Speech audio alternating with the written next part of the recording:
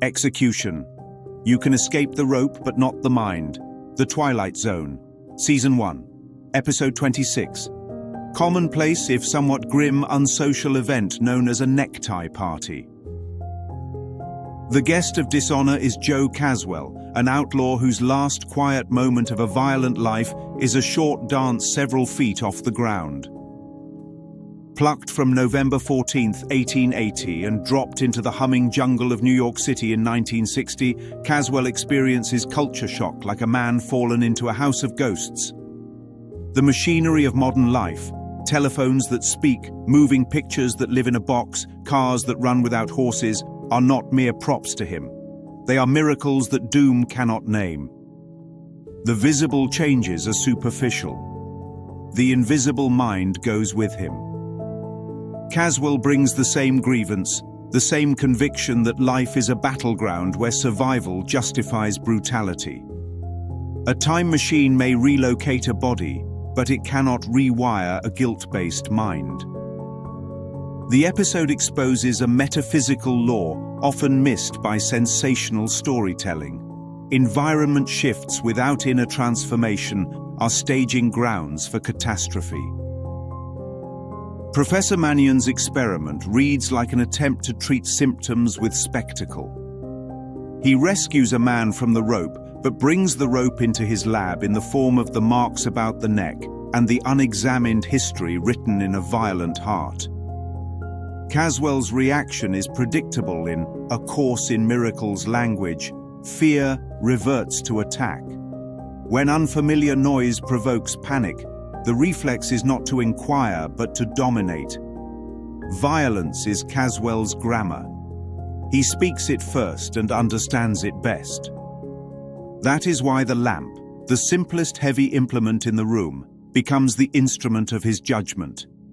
Killing the rescuer reveals what Serling always points to.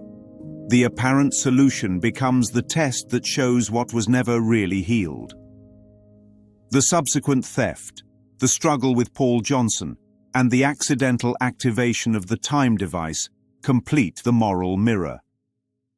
Retribution returns in a different costume, but the script is the same.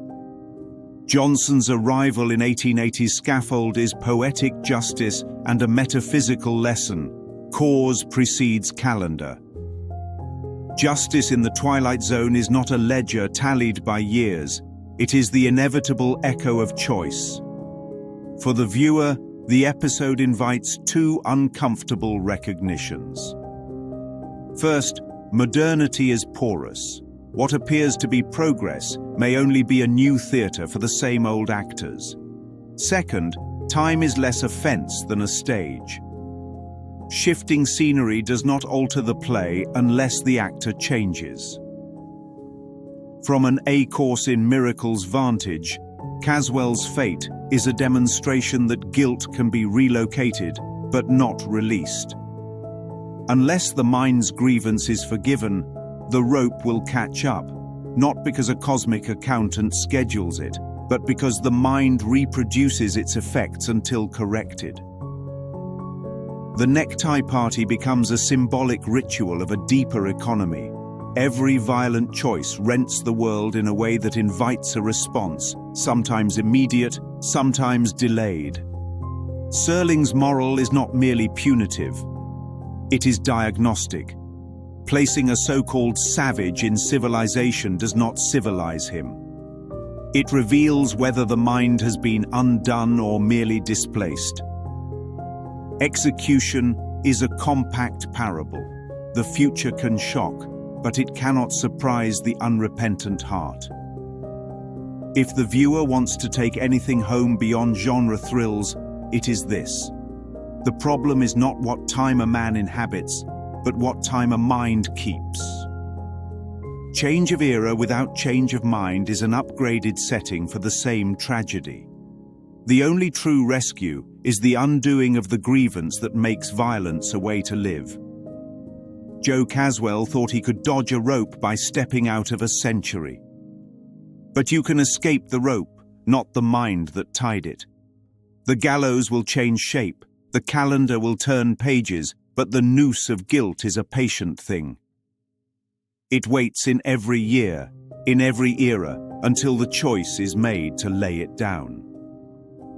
Tonight's case in point: a man who mistook escape for freedom and found himself once again at the end of the line, in the Twilight Zone.